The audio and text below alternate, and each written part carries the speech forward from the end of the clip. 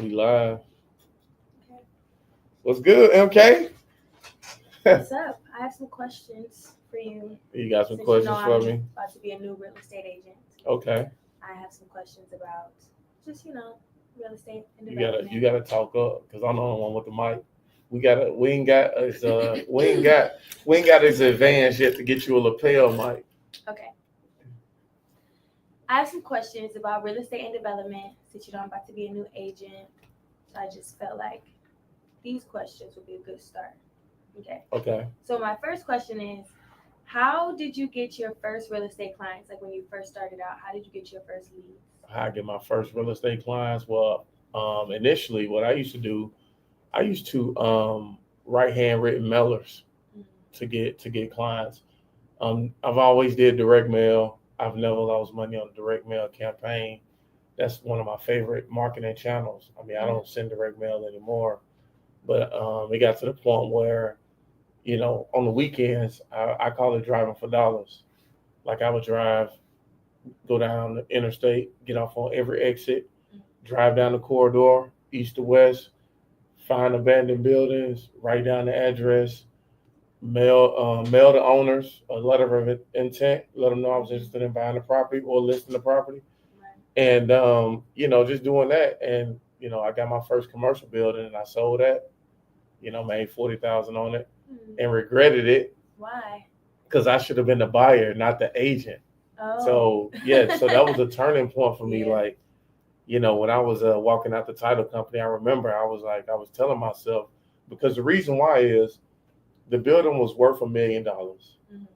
He ended up getting owner financing for like 700,000. Wow.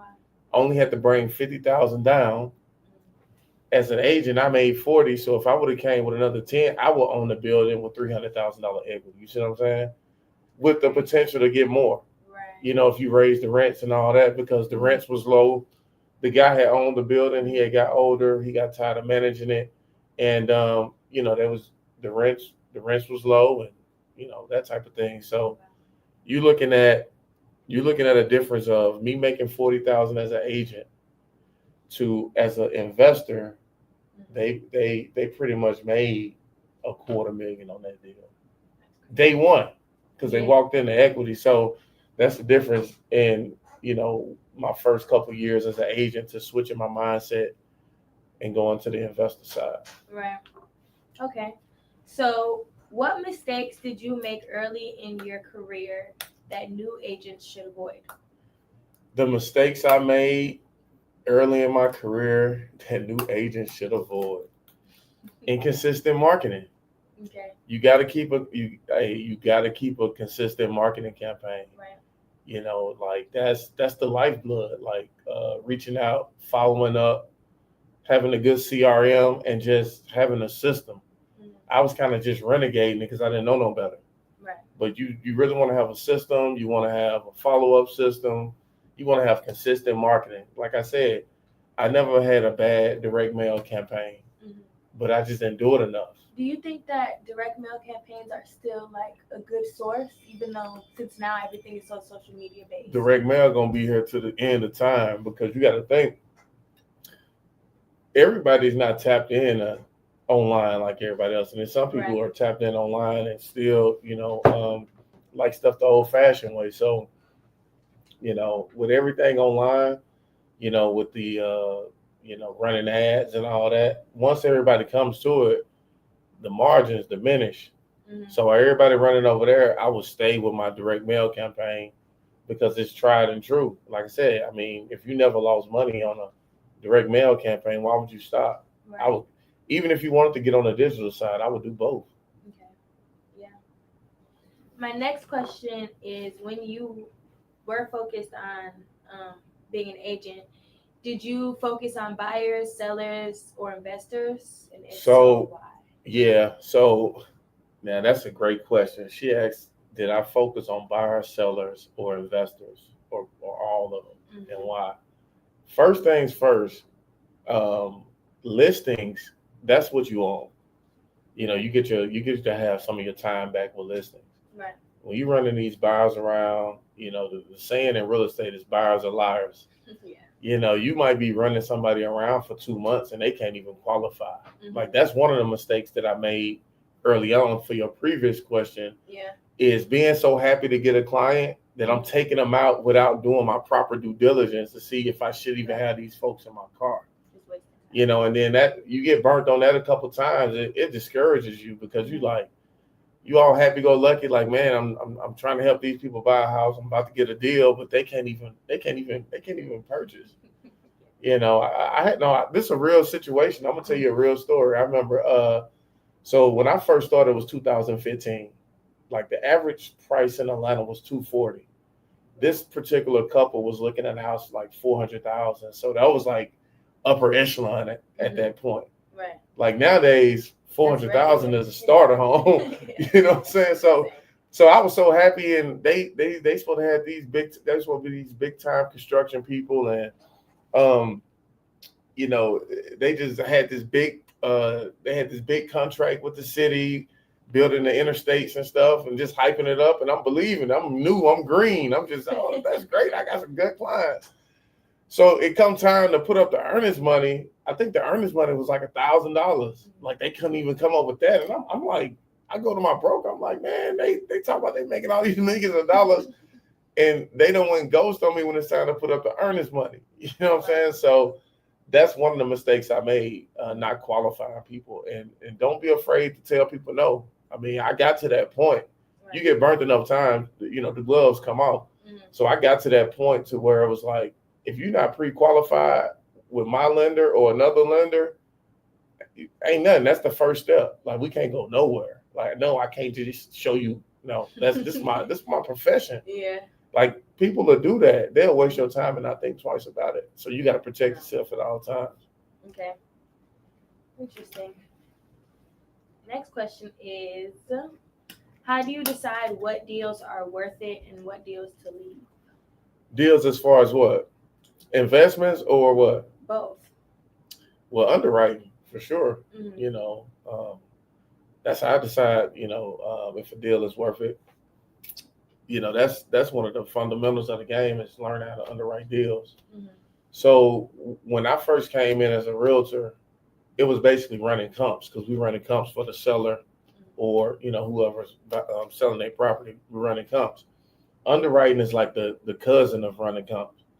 Underwriting a deal for yourself, it's just a different mindset. Instead of running comps and seeing what the comparables are for someone else, when you underwriting it, you trying to look at the deal for yourself and see if the numbers make sense. So it's the same steps, it's just a different mind shift. Okay. So, you know, as far as like the deals that I will do and won't do, I think over the years, I done developed a buy box. A buy box is like, it's basically like a checklist of what you're looking for. So you're just not out there looking for everything. Because if you're looking for everything, you're not looking for nothing. So right now, I hadn't did a flip in 3-4 years because like I shifted. I'm on development now. Now I'm looking for land. I'm looking for distressed new construction builders. Mhm. Like I think one time me and my partner we made like 70,000 on a new construction that we took over from a struggling developer. He Right. ran out of money, so we come in, finish it out, made 70,000 in a third of the time. Mhm. You know, so just looking for deals like that and just being active in the marketplace and knowing what to look for. If you know you consistent enough, I mean, I'm here to shorten your learning curve, but if you keep showing up and you consistent enough, I mean, this stuff starts sounding familiar to you. Right. So, what daily habits contribute the most to your success as a developer? For me, now this ain't for everybody, but late nights, early mornings. Mhm. Like I made this, because you've been around me. I make my work fun. Right. You know what I'm saying? Like it's and I chose this. And if I say the question again. Say the question again. What daily habits contribute the most to your success as a developer? Yeah, Daily habits. that's the answer. Late night, early mornings. Okay. Like just getting it in because for me, when I'm doing a development, I'm on a mission. 5 o'clock is not my cue to run out of here Mhm. because who said those are the parameters for success? Come at 9, show up at, you leave at 5, take an hour lunch break. Like who made that up? Right. That's some average stuff to me. Like Yeah. now, if you want to be, if you just want a soft life and be cool, cool. But if you asking me, Mhm. definitely late nights, early mornings, because I want to get it in right now. And if ever one day, I get tired or I want to pivot, I got my exit strategy. Mhm. But I wouldn't have any regrets because I know I showed up every day. Um, I'm here on the weekends. I'm here on these little popcorn holidays Yeah. that people be making up. It's Labor only Day. a couple holidays, real holidays. But you want to take off ML King Day, you want to take off President's Day, you want to take out St. Patrick's Day, like any excuse not to get to it. So I mean, but I think if you want to be a developer, you really gonna have to like get dial in. Like this ain't the 1 foot in, 1 foot out level. Like you can do that as a realtor. Work when you want to, work from home, bullshit, just do enough just to survive. Right. I'm saying that because I've been there. Mhm. Before I got the office and stuff, I worked from home for a year. Yeah. And I saw something one day that said, you can't grow. No, I didn't see something. I went to a conference and I think it was Eric Thomas. We was at a multifamily conference and he was like, you can't grow in isolation. And it hit me because I was just doing just enough to get by. You know what I'm saying? I'm just doing just enough. I'm working from home. I wake up, I cook. Oh shit, I cook. Now I'm tired. I want to go take a nap. And then, okay, since I'm at home, I got a beer in the fridge. Let me have a beer. You know what I'm saying? It's like, oh man, I got to run the errand. And before you know it, the day gone. So, I went through it. So that's why I really don't believe in the work from home concept because, like, I'm not talking from the couch. Like, I actually did it. And I know that I'm getting way more done by having to show up and come to the office and be present every day. Yeah, for sure. What are the first things you look at when purchasing land to develop? The first thing I look at when purchasing land, what's it zoned for currently, what I could potentially zone it for to create more density. Is it in the flood zone? Um, has the previous owner done any entitlements?